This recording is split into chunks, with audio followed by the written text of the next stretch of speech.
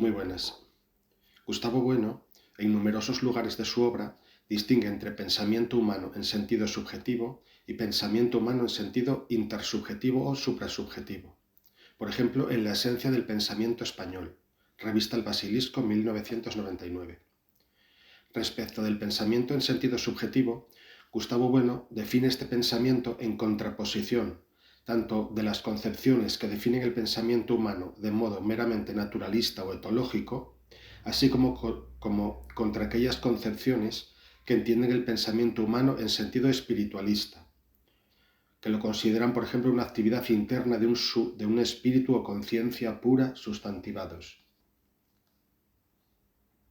Frente a estas concepciones, Bueno entiende el pensamiento humano en su sentido subjetivo como un tipo de pensamiento que opera siempre, un tipo de operaciones sui generis, con materiales representados, y cuyas operaciones son operaciones regladas por la lógica interna de esa materia, en cuanto dichas operaciones están mediadas por instituciones.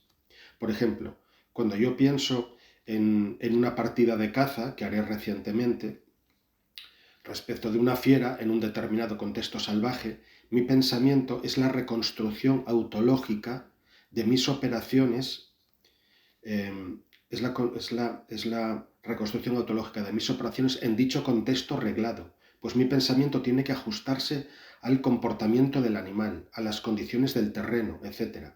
Por lo tanto, una reconstrucción que tiene lugar mediada por los conocimientos y categorías histórico-culturales que tiene el sujeto respecto de los animales, del terreno, etc. De este modo, el pensamiento humano se distingue del pensamiento entendido en sentido espiritual, porque es siempre un pensamiento ajustado a unos materiales y referencias externas que tienen su propia lógica interna. Y se distingue a sí mismo del pensamiento animal porque el pensamiento humano está siempre mediado por instituciones. Los silogismos aristotélicos, por ejemplo, pueden interpretarse como pensamientos. Puestas ciertas cosas, se derivan otras necesariamente por el hecho de haber sido puestas las primeras, es decir, recordándolas a través del cauce del silogismo. Son pensamientos los recuentos que prescribía Descartes en la cuarta regla del discurso del método. Por tanto, el pensamiento en sentido subjetivo antropológico, como diferente al pensamiento etológico, es siempre un pensamiento mediado por instituciones y referido a instituciones. Será subjetivo, pero está mediado por instituciones. Detengámonos ahora brevemente en la noción de pensamiento humano en sentido intersubjetivo o suprasubjetivo o social en la filosofía de Bueno.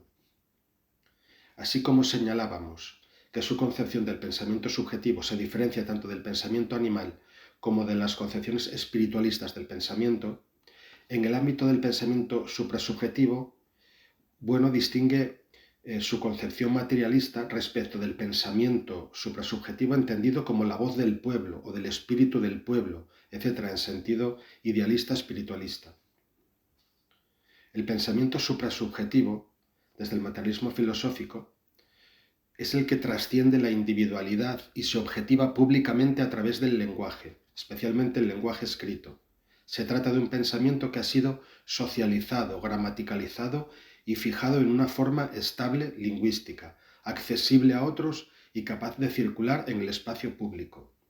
Este tipo de pensamiento no depende del sujeto que lo originó, sino que forma parte de una cultura o tradición intelectual. Por ejemplo, cuando se habla de pensamiento español, no se hace referencia a lo que piensan los individuos españoles, sino al conjunto de ideas estructuradas y transmitidas públicamente, que conforman una tradición o un segmento de una tradición cultural, filosófica o científica reconocida. Además, el lenguaje, en el pensamiento objetivado, tampoco puede representar simplemente la función de un vehículo de expresión de pensamientos subjetivos. El significado que el lenguaje tiene en el pensamiento público no puede ser reducido a la condición de medio o vehículo de expresión de meditaciones subjetivas, privadas. Su significado tiene que ver con la misma perspectiva desde la que nos acercamos al pensamiento público, a saber, la perspectiva que nos muestra este pensamiento público ya objetivado como un momento de la interacción entre diferentes grupos sociales. pues este pensamiento público no se considera tanto en cuanto ha sido expresado por agentes individuales, sino en tanto está virtualmente actuando en función apelativa sobre otros ciudadanos o grupos, representando algún contenido determinado y estructurado. ¿Y de qué se ocupa este pensamiento objetivo? Cuando se habla de pensamiento francés, pensamiento español, alemán, no nos estamos refiriendo a los saberes, en cualquier caso, de primer grado. Pongamos a los saberes técnicos o tecnológicos, técnicas de caza, metalurgia, saberes médicos. Tampoco nos estamos refiriendo a los saberes prácticos de lo agible, saberes morales, saberes de las reglas políticas, jurídicas o militares. Tampoco nos estamos refiriendo a saberes científicos en sentido estricto, geométricos, mecánicos, termodinámicos, a un eminente profesor de matemáticas capaz de resolver problemas que requieren un gran esfuerzo de pensamiento subjetivo no se le considera un pensador. A ninguno de los saberes de estos tipos enumerados nos referimos al hablar de pensamiento de un pueblo. Lo que se llama pensamiento presupone desde luego estos saberes y comienza cuando reflexiona objetivamente sobre ellos, por ejemplo confrontándolos, advirtiendo su carácter yuxtapuesto, sus contradicciones o simplemente la ausencia de fundamentos.